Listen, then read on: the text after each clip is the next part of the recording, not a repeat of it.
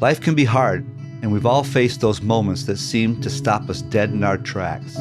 But what if those moments of difficulty, the bad news, could actually be a springboard for something greater? I'm Cam Garvin, and each week I'll bring you stories of extraordinary resilience and conversations about lives and ideas that are productive. This is the Productive Lives Podcast.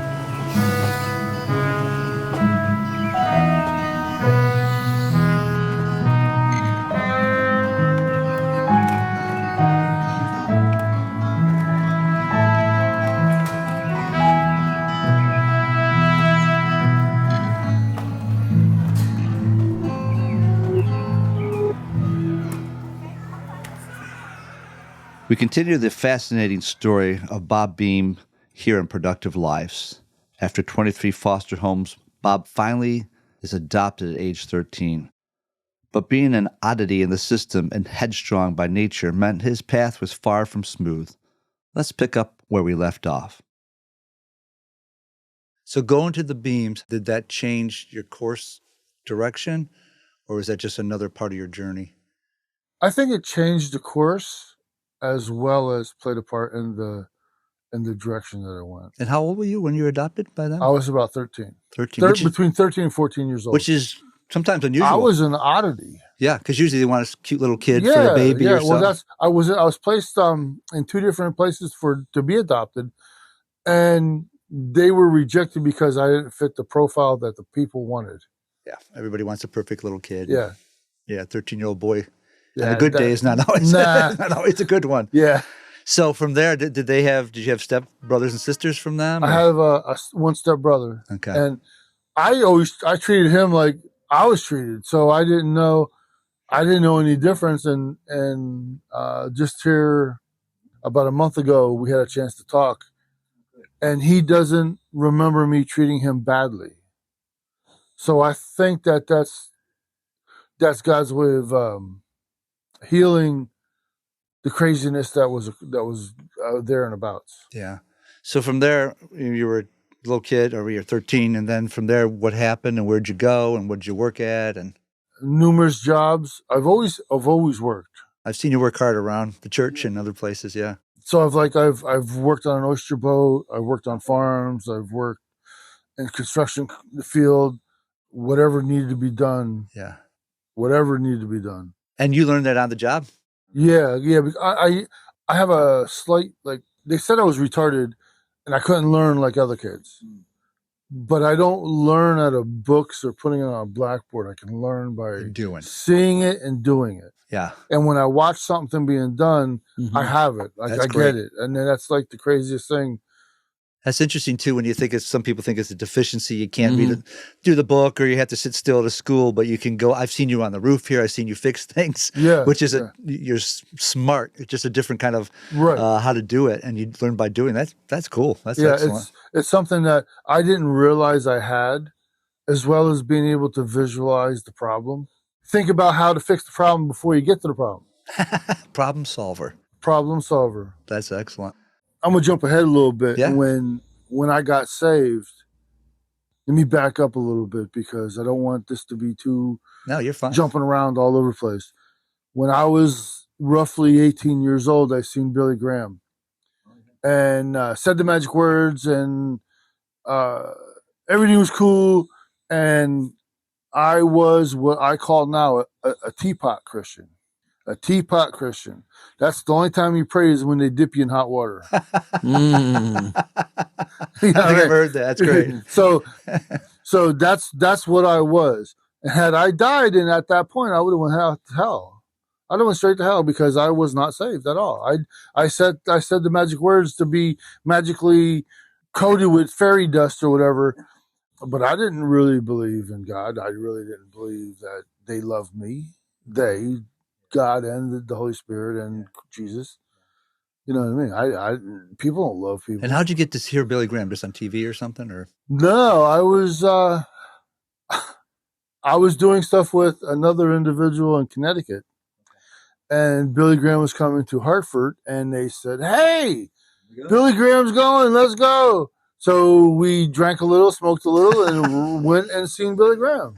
So you were at a Billy Graham evangelistic rally, high, and had a little drink. Yes. And Okay. then when we got back, Hey. I drank some more. Hey, you And were then I there. always said, oh, well, I said the magic words. I'm good. But it didn't seem to change anything in your Nothing life. changed. Okay. Nothing at all changed. So after that is when I kind of believed that there was a God. And he was basically like my father, that I would get punished to the extent that he wanted to punish me at. And then when that was done, he would punish me some more just to make sure that I got the point. Wow. And that's all you kind of knew as a father. Yeah. Yeah. Wow. When did that change? Like, when did you really make more of a commitment? Seems like a process. Like maybe you dropped some seeds. You weren't really changing your life. I think you're right about that, because when I look back at it now, I seen that God was there the whole time. The whole time. The whole, like, all the fights, the police involvement, the craziness, all the abuse I went through, all the stuff that I abused people with, he was always there. People listen to this podcast going through some of the stuff you've gone through. And I believe you. How did you come to that conclusion? Because it must be like, why am I going through all this junk? It wasn't until after I got saved. And I got saved, I knew where Christ was. So I always known that there was a higher power. Whether they call him grandfather, the force. whatever. Yeah. So when I chose to call him God and his son Jesus, when we moved to the trailers, when we moved out from in the woods into the civilization where my dad shot himself, that's when they had a kids Bible study. It was on Robert's Lane, and I always thought that was kind of funny that my name's Robert. Yeah. It was on Robert's Lane at the trailer park. And the Bible study leader's name was Robert? I don't even remember. It was husband and wife, but they weren't weird. They weren't crazy. They were pretty much real people. The Bible verse that I had the hardest time with was John 3:16. And that's what they tried to teach everybody, all the children. Sure, that's I a remember great like verse. we used to say that every day. And so that was always one of the things, like from when I was 8 or 9 years old, remembering that verse. That's awesome. So there's that seed, or I had to have been a seed that kind of stayed with me. And then when I was 13, I tried to kill myself. Just because of all the junk you went through. Yeah, all the I was just tired of no, I could. Society, people lying, the hustle, the games, all of it.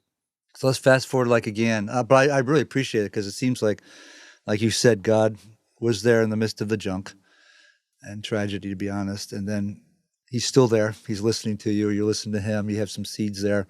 And then with the Beams, and then Billy Graham, and then going to work. Did you leave at a certain time, the Beams house? Like, I'm 18, I'm going to take off. Oh, no. I got kicked out when I was 16. Okay. They got tired of me wanting to drink and do my own thing. And sure. They said, no, there's rules in the house. And I said, no, there's no rules in the house. And they said, no, there's rules in the house. I said, no, there's no rules in the house. There's our rules. You're not listening to them. Right. Yeah. So they said, okay, well, you go find your own house where you can have your own rules or no rules. And again, I'm sorry, was that in the Poconos or in Philly? That was in Connecticut. Connecticut, you said that. Okay, Connecticut. Okay. Yeah. So from Connecticut to Philly, and then we got to get to Joe, because Joe's sitting here patient, but he's heard these stories. So you go from Connecticut to Philly? No, I go, hold on, this gets the whirlwind. I went from Mount Pocono to Central Pennsylvania. Okay. All over Central Pennsylvania. Oh, yeah, with all the foster. Then I went from Central Pennsylvania to Connecticut. Then I went from Connecticut to Florida. Okay. From Florida to Pennsylvania. From Pennsylvania to Washington State. Holy cow. And every state going west. And lived by the river and train tracks and in the desert, and lived all over the place. Yeah. Always working, always and doing working, stuff. Always finding a job, doing something. When life got really bad, I stole 2 cans of Spam at a convenient quick store, and I thought I was fast. So I ran out the store and the guy jumped the counter and caught me. And he said, why did I steal it? All I had to do was ask. And I was like, well, I was scared because people don't give food away. Right. Yeah. And then he was like, well, pick up cigarette butts. So I cleaned up the parking lot and he gave me like $10 worth of food. And you're like, I got another job. I got another and you job. know what? Dude, I love this Spam. is easy. This is hey, Spam, you can eat cold, hot, it don't matter. That's right. Pop open the can. We could have a whole show on Spam. Yeah. So from that cool story. So get to Philadelphia and introduced to Pastor Joe. How does that would be a fast forward. Keep going, man. From living in Seattle, calling my real father and hustling him for some money so I could get high. Sure. He's still alive at this time. So he's still alive at this time. So he sends me some money. Yeah. So I tried again after like 3 weeks and he was like, nah, we ain't doing this. So he said, lost. I'll get you a bus ticket to come home. So I was like, come home. I ain't got to do that. So I intellectualized that for about a month and a half and then figured, okay, well, if he wants to spend the money to get me there, I might as well go there and see what it's about. Yeah. So I went from Seattle, Washington to Mount Pocono again. Then when I was in Mount Pocono is when I went door to door looking for odd jobs that I could help with. And met a painting contractor and he taught me how to paint. And then my dad was like, well, that's all good, but what are you going to do when they don't need a painter? So then I started doing sheetrock. And then after sheetrock, I went to framing and then putting windows in and siding. Yeah. And then figured, okay, well, now what's to learn? So I went to wiring and plumbing and tile work. And so like I can literally. You can do anything. Just about. Jack of all trades, master of none. Yeah. You probably mastered quite a few. When I went to prison, I didn't have no certifications for anything. You knew how to do everything. I knew how to do it, but just because you say you know how to do it, don't mean the house won't burn down if you wired it. Right. Well, it's like having a driver's license. If you say you can drive, that's all good. But if you pull out a driver's license, people are more apt to believe you. Yes. So certification is good. Right. So when I was upstate in prison, which is a whole crazy story in and of itself. How long were you in prison, if you don't mind me asking? 18 years. 18 years. Straight. From Connecticut to Washington State, Bob spent years working every job imaginable while running from a God he yet didn't understand. In our next episode, the road leads us to 18 years behind bars. Thank you for listening to the Productive Lives podcast.